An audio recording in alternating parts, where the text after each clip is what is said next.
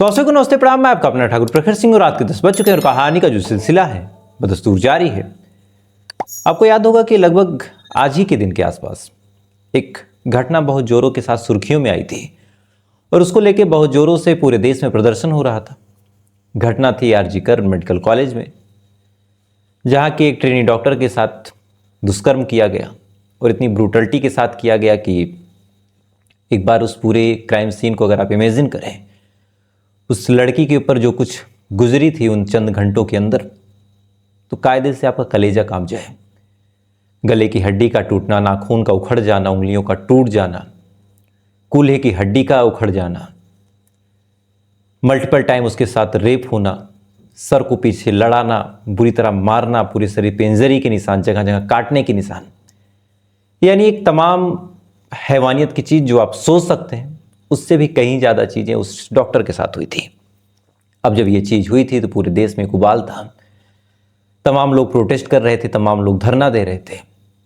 सवाल उठ रहा था कि जो पुलिस है वो ठीक से काम नहीं करती, पुलिस एविडेंस के साथ छेड़छाड़ करती है, एविडेंस टेम्परिंग भी हुई थी। सीबीआई भी इस मामले पे कायदे से कुछ कह नहीं पा रही, चूँकि जो सबूत थे ज़्यादातर मिटा दिए गए। उसमें भी रोज़ नए नए पहलू निकल के सामने आ रहे हैं। इसके बाद फिर एक मुहिम छिड़ी, हफ्ते भर काफ़ी जोर शोर के साथ इस बारे में कहा गया। उसके बाद एक दो और घटनाएं हुई जिनको लेके एक तरह से हो हल्ला मचा। फिर देखते देखते लोग अपने अपने काम में बिजी हो गए और भी दुनिया की खबरें हैं, लोग उनको कवर करने लगे, उनको देखने लगे।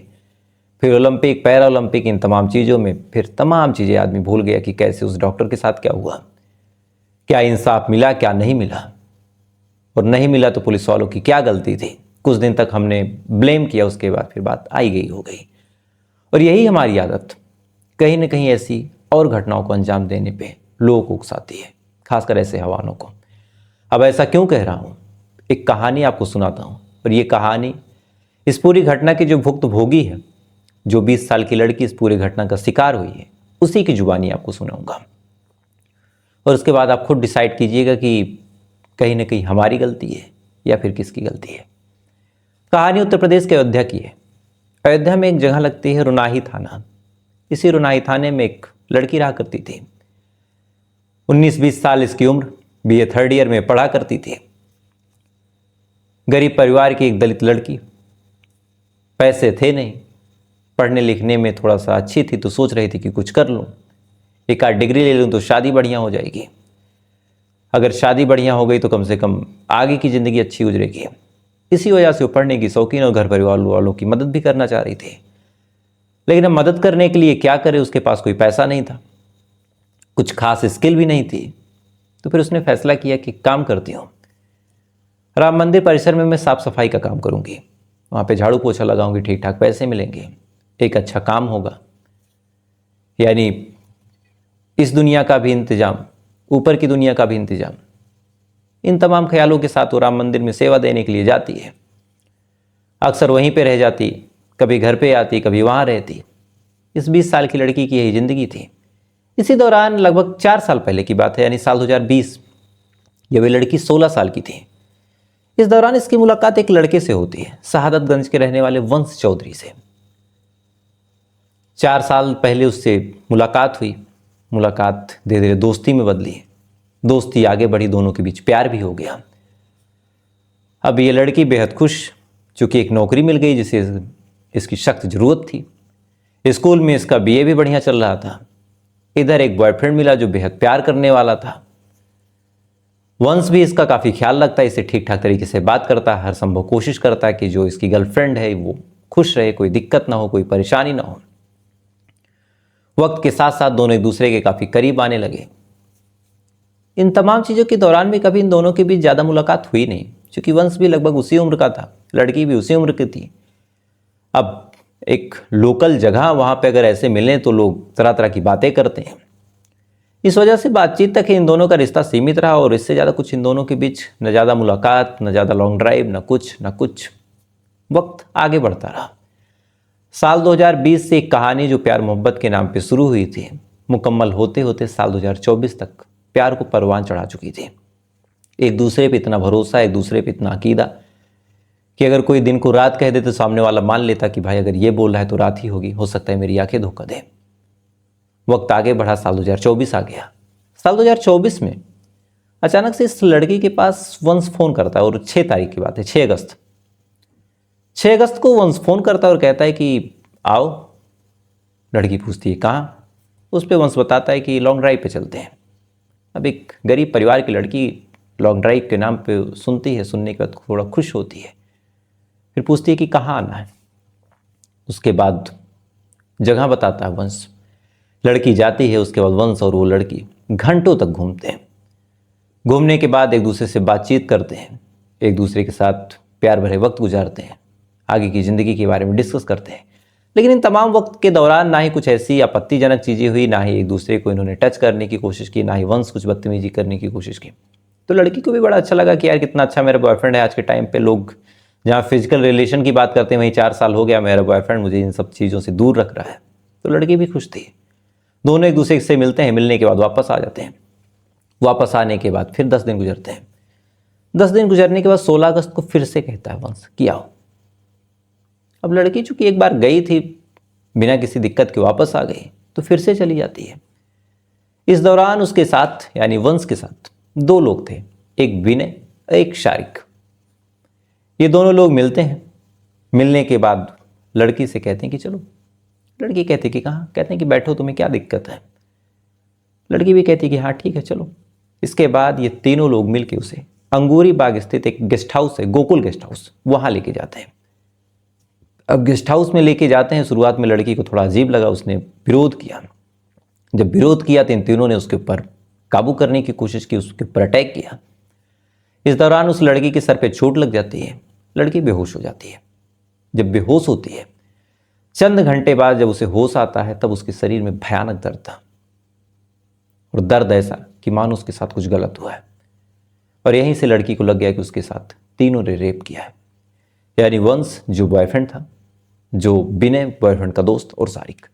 इन तीनों लोगों ने बारी बारी बेहोशी की हालत में इस लड़की के साथ गैंग रेप जैसी जघन्य घटना को अंजाम दिया था। लड़की को फिर ये लोग जब देखते हैं कि होश में आ गई, इसे कहते हैं कि अगर तुमने किसी से भी कुछ कहा तो तुम्हारे लिए अच्छा नहीं होगा।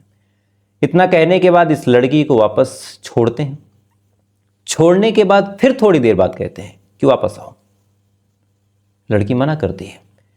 इसके बाद जो वंश चौधरी बॉयफ्रेंड था वो कहता है कि अगर तुम नहीं आओगे तो फिर तुम्हारे घर वालों को तुम्हारी करतूत बताऊंगा कि हमने तुम्हारे साथ क्या किया है, और तुम बदनाम हो जाओगे और हमारा कुछ बिगड़ेगा नहीं। लड़की डर गई, फिर से गई। वहाँ पे इसको लेके वनबीरपुर है, वहाँ पे एक गैराज है, वहाँ लेके जाया गया। वहाँ इसका एक और दोस्त आता है जिसका नाम था शिवा। शिवा उसके साथ छेड़छाड़ करता है। वंश चौधरी फिर से रेप करता है। लड़की बेहद डर जाती है। इस दौरान इन लोगों ने वीडियो भी बना लिया। अब वीडियो बन गया तो फिर ब्लैकमेलिंग का सिलसिला शुरू हुआ, और ब्लैकमेलिंग भी ऐसी घिनौनी कि किसी लड़की को गुलामी से भी बदतर की जिंदगी देना। अब इनका जब भी मन करता है उस लड़की को बुलाते, बुलाने के बाद उसके साथ रेप करते, रात रात भर 2-2, 3-3 दिन अपने साथ रखते। जब मन भर जाता तो फिर छोड़ देते, फिर से बुलाते, फिर अपने साथ रखते। ये सिलसिला चलता रहा। 22 तारीख को फिर से बुलाया गया, यानी पहला 16 तारीख, फिर थोड़ी देर बाद वापस, फिर 18 तारीख को, फिर 22 तारीख को। 22 तारीख को फिर से बुलाया गया। वीडियो के नाम पे ब्लैकमेल करके फिर से रेप किया गया। लड़की से ये कहा गया कि अगर तुम किसी से कुछ भी कहोगे, किसी से तुमने इस घटना के बारे में थोड़ा भी जिक्र किया, तो अंजाम बहुत सिंपल है कि तुम्हारे घर वालों को मार दिया जाएगा, और तुम्हारी जो छोटी बहन है उसको उठा लेंगे और उसके साथ भी ऐसे ही गैंगरेप करेंगे। अब एक लड़की जब अपनी छोटी बहन के साथ इन तमाम चीज़ों को होने के लिए सुनती है, डर जाती है, किसी को कुछ नहीं बताती। फिर से बुला के उसके साथ 3 दिनों तक रेप होता है। उसको अपने पास रखते हैं 22, 23, 24, 3 दिनों तक अपने पास रखते हैं। रखने के बाद उसके साथ फिर बारी बारी से लोग गैंगरेप करते हैं। और इस दौरान कुछ नए चेहरे भी थे। उदित, वंश चौधरी, सत्यम, 2 लोग और, यानी पहले वंश चौधरी, शिवा, विनय, सारिक, उसके बाद फिर उदित, फिर सत्यम और 2 लोग और। टोटल ये जो लड़कों का आंकड़ा था 9 लोगों का हो चुका था। और लड़की की गलती क्या थी? उसने एक लड़के से प्यार किया था और एक बार भरोसा करके उसके साथ गेस्ट हाउस चली गई थी। इसके बाद जब लड़की को लगा कि अब मेरे साथ बार बार यही चीज़ होगी, बार बार मेरे साथ रेप होगा, तब उसे लगा कि एक काम करते हैं, जाते हैं महिला थाने और FIR दर्ज करवा देते हैं। चूँकि अलग अलग न्यूज़ चैनल पे भी उसे हौसला मिल रहा था कि अगर लड़की के साथ गलत हो तो पुलिस उसके साथ खड़ी है। 28 तारीख को जैसे ही जाने की कोशिश करती है, फ़ौरन ये लोग उसे फ़ोन करते हैं और फिर से वही धमकी देते हैं कि अगर तुम कहीं भी गई और कुछ भी बताया तो अंजाम वही होगा, तुम्हारी बहन के साथ भी वैसे ही करेंगे, माँ बाप को मार देंगे, वीडियो वायरल कर देंगे। लड़की रुक गई नहीं गई, डर गई।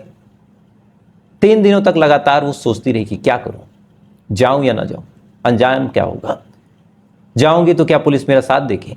लेकिन जो पुलिस के खोखले दावे थे कि पुलिस आपके साथ है, हर कदम हम आपके साथ खड़े हैं, इन तमाम दावों ने उसे मोटिवेट किया। उसने कहा कि चलो चलते हैं। उसका 31 जुलाई को महिला थाने जाती है।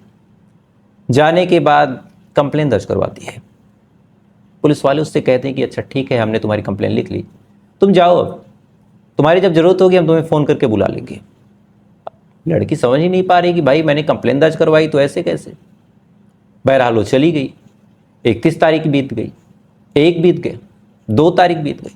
अब रेप के मामले में इधर लड़की अब कंप्लेन कर रही, 3 दिन गुजर गया, पुलिस वालों ने कोई कार्रवाई की ही नहीं। तब ये लड़की जान जाती है कि पुलिस वाले यूं ही मामले को घुमाएंगे। एक काम करो, चलो एसएसपी साहब के पास। उसके बाद ये लड़की एसएसपी साहब के पास जाती है, उनको अपना पूरा दुख बताती है और कहती है कि मेरे साथ ऐसे ऐसे हो गया साहब, मुझे इंसाफ दिलवाओ। जब एसएसपी साहब ये बात सुनते हैं तो फ़ौरन वो आदेश देते हैं एसपी साहब को और कहते हैं कि भैया कुछ कार्रवाई करवाओ, मामला बड़ा है। एसपी साहब फ़ौरन जो कैंट थाना था जहाँ पे पहली बार लड़की एफआईआर दर्ज करवाने गई थी, वहाँ के एसएचओ को बोलते हैं कि जाओ और कंप्लेन दर्ज करो। अब एसएचओ के ऊपर जब ऊपर से ऑर्डर आया तब एसएचओ साहब कहते हैं कि अच्छा आओ। उसको बुलाया गया लड़की को। 9 बजे रात के एफआईआर दर्ज होती है। रात के 9 बजे एफआईआर दर्ज हुई। 11 बजे उसका मेडिकल करवाया गया। अब आपको लग रहा होगा कि मामला बड़ा साफ है, 9 बजे एफआईआर, 11 बजे मेडिकल। उसके बाद 36 घंटे तक उस लड़की को बैठा दिया गया कि तुम बैठी रहो, अभी तुमसे पूछताछ होगी, तुम बैठी रहो, अभी तुमसे हम कुछ और सवाल पूछेंगे कि कैसे हुआ था, क्या हुआ था, कौन था, कौन नहीं था। इसके बाद जब कंप्लेन दर्ज करवाने की बारी आई कि एफआईआर अब क्या लिखना है, तो एफआईआर जब लड़की ने अपना बताना शुरू किया कि मेरे साथ ऐसे हुआ वैसे हुआ, तब एसएचओ साहब कहते हैं कि तुम झूठ बोल रही हो, ऐसा हो ही नहीं सकता, लड़के ऐसा कर ही नहीं सकते, और तुम एक काम करो, तुम अपना एफआईआर छोड़ो, हम जो बोल रहे हैं वही लिख दो। अब ये बात जब लड़की सुनती है, सुनने का सन्न रह जाती है कि ये क्या है। उसके बाद फिर एसएचओ जो था थाने का, वो कहता है उस लड़की के माँ बाप से कि देखो ऐसा है, मैं तुम्हें कुछ पैसे दिलवा देता हूँ, मामला रफा दफा कर दो, ऐसे मामले में कुछ कार्रवाई नहीं होनी है। यानी एक माँ बाप से उसकी बिटिया की इज्जत का सौदा एक एसएचओ करवा रहा था। इसके बाद फिर से लड़की जब कंप्लेन करने की कोशिश करती है तो उसके तमाम कंप्लेन को चेंज कर दी जाती है और मेन लड़की से कहा गया कि जो मेन बातें बस वही लिखो, फालतू तुम टाइम पास वाली चीज़ें ना लिखो। इसके बाद जैसे तैसे करके एफआईआर दर्ज हुई।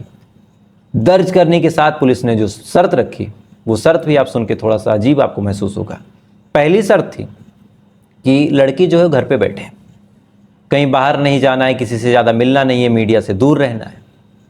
दूसरा, पैसे ले ले और मामला रफा दफा करें।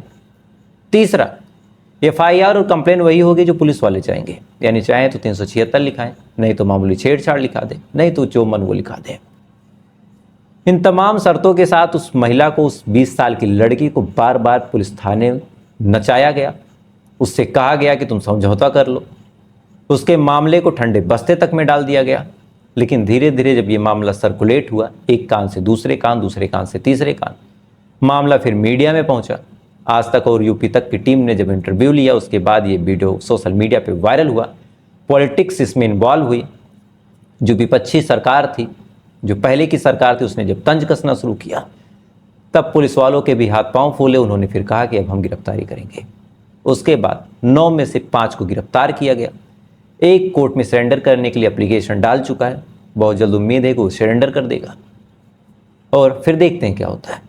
लेकिन आप सोच के देखिए कि बंगाल में इतनी बड़ी दुर्दांत घटना हुई, हमने पुलिस वालों के ऊपर इतना सवाल उठाया, और उसी घटना के ठीक 1 महीने भी नहीं गुजरे थे और महिला ने जब कंप्लेन करने की कोशिश की, लड़की ने कंप्लेन करने की कोशिश की, तो इतनी उबाल होने के बावजूद भी पुलिस वालों की आप हिम्मत देखिए, उन्होंने कंप्लेन लिखने से मना कर दिया। उन्होंने लड़की को भगा तक दिया और कहा कि जो तुम बोल रही हो वो हो ही नहीं सकता। हो सकता है लड़की झूठ बोल रही हो, लेकिन कम से कम आपको एक कंप्लेन लिखनी थी। आप निष्पक्ष तरीके से जांच करते हो। वैसे भी हमारा कानून कहता है इनोसेंट अंटिल प्रूवन गिल्टी।